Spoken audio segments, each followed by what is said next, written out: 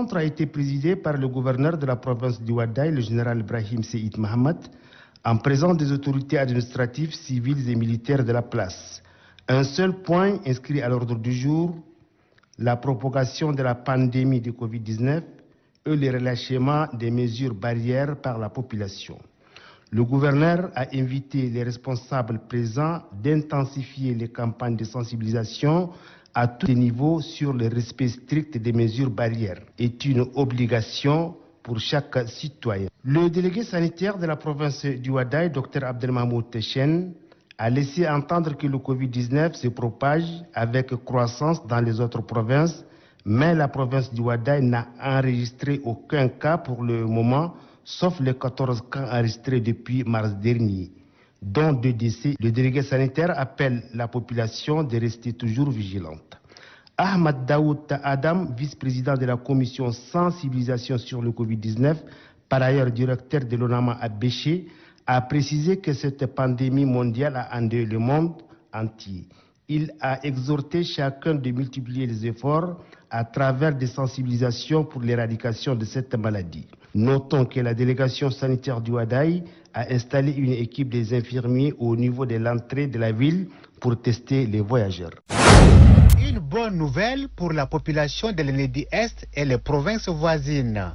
Les analyses pour détecter le cas de malades souffrant du coronavirus se feront désormais sur place à Amdiaras et non comme avant à N'Djamena. 50 minutes suffisent pour donner le résultat des 4 tests. Aujourd'hui, on a le ouf de soulagement parce qu'il faut envoyer l'échantillon à N'Djamena et ça prend du temps. Et aujourd'hui, on a l'appareil au niveau de notre province. Donc je pense que rapidement, tous les échantillons prélevés, rapidement, on aura le résultat.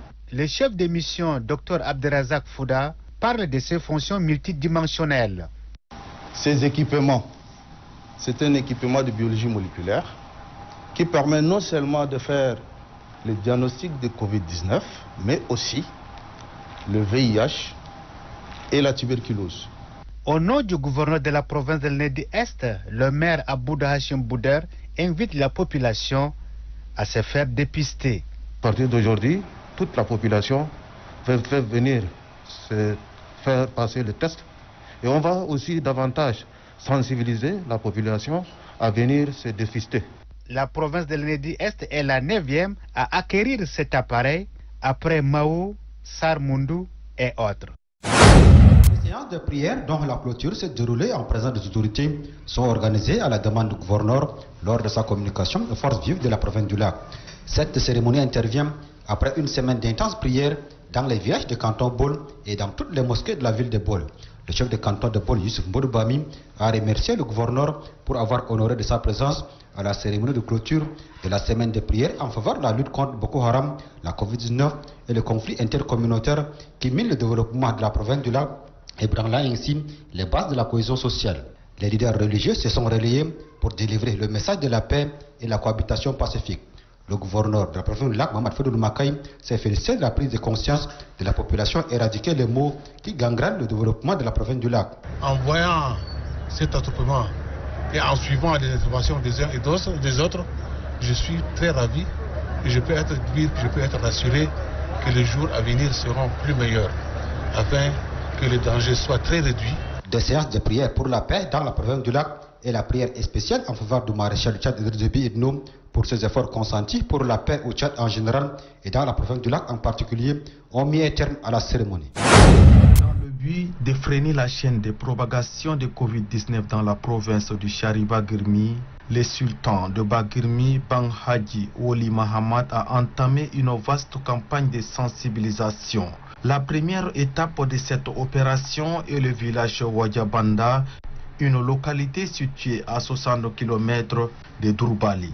Ici, le sultan Bang Haji Woli Mahamad, accompagné de plusieurs chefs traditionnels, a procédé à la distribution de masques de protection contre la Covid-19 et des savons pour le lavage de mains à la population de Wadjabanda.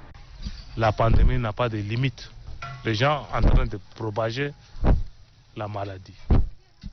Faites véhiculer les informations dans vos fériques, dans vos villages, pour que tout le monde va se conscientiser.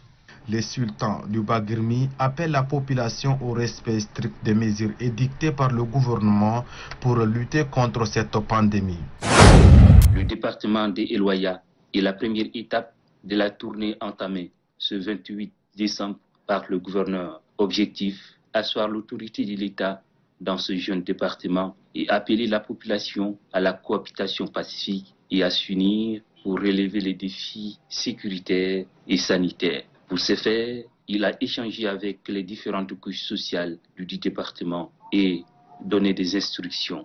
Vous pouvez constater aussi qu'il y a une accalmie sur le plan sécuritaire, mais cela ne doit pas nous endormir. Et donc nous avons demandé à ce que ces gens-là fassent tout pour nous donner les informations si jamais ils constatent des cas d'insécurité, si jamais ils constatent qu'il y a des mouvements, surtout pour les conflits intercommunautaires qui commencent à prendre de l'ampleur maintenant. Le département de Mayo-Binaire, deuxième étape de cette visite de terrain, a conduit le gouverneur jusqu'à Moursou, un village situé à moins de 100 mètres des frontières camerounaises. Ici, le gouverneur a rétabli la confiance entre les autorités administratives locales et la population. Nous devions réconcilier le Conseil islamique qui s'est divisé en deux et qui commençait déjà par envenimer la situation religieuse et même politique au niveau du département. À Lagon comme à Binaire, Hassan Salim a réitéré le message de la paix du chef de l'État aux populations et invite chacun à être l'un des artisans. La campagne de vaccination conjointe contre la peste des petits ruminants et la pneumonie bovine a été lancée officiellement à Wadi-Eo dans la province de l'Enedi-Ouest. C'est le gouverneur de la dite province, Ahmad Tissène Mouni, qui a présidé cette cérémonie en présence des autorités administratives, civiles et militaires. Dans son mot de bienvenue, le représentant provincial des fédérations des éleveurs de l'Enedi-Ouest, Omar Moussa Ahmad, demande à tous les éleveurs de vacciner leurs animaux afin d'éradiquer la peste des petits ruminants et la pneumonie bovine. Pour le délégué provincial de l'élevage et de la production animale de l'Enedi-Ouest, Adam Tokweli, cette campagne de vaccination a pour objectif de contrôler la PPCB en vue de la réduction progressive de l'incidence et éradiquer la PPR d'ici 2025 conformément au programme mondial auquel le Tchad s'est inscrit. Dans son discours de lancement, le gouverneur de la province de l'Enedi-Ouest, Ahmad Tissène Mouni, a souligné que le maréchal du Tchad, Idriss Mitno, président de la République, a entrepris de très larges programmes tendant à faire participer pleinement le secteur de l'élevage dans l'amélioration des conditions de vie des communautés tchadiennes. Et enfin, le numéro 1 de la province, Ahmad Tissène Mouni, a exhorté les acteurs à divers niveaux de s'impliquer davantage dans cette campagne de vaccination pour que tous les animaux de la province soient vaccinés. Le Tchad est un pays d'élevage par excellence, un secteur qui joue un rôle important dans l'économie nationale. Fort de la place qu'occupe l'élevage, le gouvernement s'investit pour la santé animale. C'est dans ce cadre que dans la province du Chari-Bagrimi, le gouverneur Gayang Souaré a lancé officiellement la campagne de vaccination contre la peste des petits ruminants, la PPR. Par cette vaccination, il s'agit d'assurer une santé animale afin de faire davantage de l'élevage un levier de croissance économique. Le gouverneur de la province du Chari-Bagrimi invite à cette occasion tous les éleveurs des petits ruminants à faire vacciner leurs animaux pour les protéger de la peste. Selon Gayang Souaré, une bonne partie des ressources mobilisées pour la vaccination est assurée par le gouvernement à travers le ministère de l'élevage et des productions animales et le projet régional d'appui au pastoralisme au Sahel, PRAPS. Pour s'assurer de la reprise effective des cours dans les différents établissements scolaires de sa circonscription administrative, que le gouverneur de la province du Chari-Bagrimi, Gayang Souaré, a fait cette descente sur le terrain. Ceci après le congé de Noël. Il ressort de la descente de la première autorité provinciale que les portes de plusieurs établissements sont hermétiquement fermées.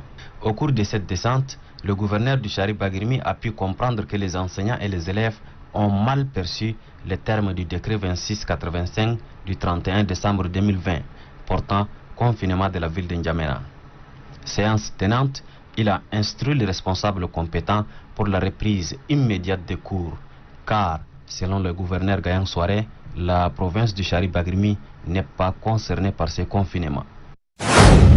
En présence des autorités administratives, civiles, militaires et le bénéficiaire que le gouverneur de la province du Borkou a remis officiellement les clés des 6 tracteurs aux bénéficiaires. Le délégué provincial de l'agriculture du Borkou, Mahamat Nour Dakou, a salué la volonté omniprésente du maréchal du Tchad, Idriss Déby Itno, président de la République, d'avoir investi dans le secteur agricole, qui est l'un des mamelles du développement du Tchad. Ces dons émanant de la volonté manifeste du maréchal du Tchad, Idriss Déby Itno, président de la République, qui priorise et fait du monde rural le socle du développement du pays, témoigne de l'importance du secteur agricole. C'est pourquoi Béchélateur relève du bon sens et non une question de loisirs, a souligné le gouverneur de la province du Borkou, Ahmata Kardayo Hissène. Outre, il a invité le groupement des producteurs agricoles d'éveiller à l'entretien de ces moyens et à lancer un défi à leur égard. Qu'à la fin de la saison 2021, il espère voir un boom agricole pour une autosuffisance alimentaire. Au nom des bénéficiaires, Hemchi Dogori a remercié du fond du cœur le président de la République d'avoir mis à leur disposition ces moyens d'un intérêt capital pour leur permettre de booster leurs activités. Par ailleurs, il a rassuré au premier magistrat de la province du Borkou qu'ils veilleront personnellement à l'entretien de ces tracteurs pour la bonne conduite de leurs activités. Conduite par le chef de bureau ONAPE de la province du Salamat Abdelkerim Hassan Cheti, la mission a organisé 2 rencontres. La première avec les autorités administratives traditionnelles et représentants des ONG. Elle est présidée par le préfet du département d'Aras Mangagne, Issa Brahim Kedala. Le chef d'antenne ONAPE a expliqué la mission de l'institution en charge de jouer le rôle d'intermédiaire entre les demandeurs d'emploi et les employeurs qui manquent cruellement dans la province. Raison pour laquelle 3 programmes sont créés pour aider les demandeurs d'emploi à se prendre en charge à taux d'intérêt 0. La seconde rencontre avec les jeunes diplômés sans emploi et les groupements des producteurs est organisée en présence de la mairesse de la ville d'Aras, Zara Moussa Brahim. Au cours de la rencontre, les responsables de l'office a fait savoir les opportunités qu'offre son institution à la jeunesse et au groupement des producteurs. Le recouvrement des crédits agricoles octroyés n'est pas perdu de vue car il permet d'obtenir à temps les prochains crédits. Selon lui, l'ONAPE veut à travers ces multiples actions stopper l'exode rural, la pratique de l'usure et augmenter le panier du producteur.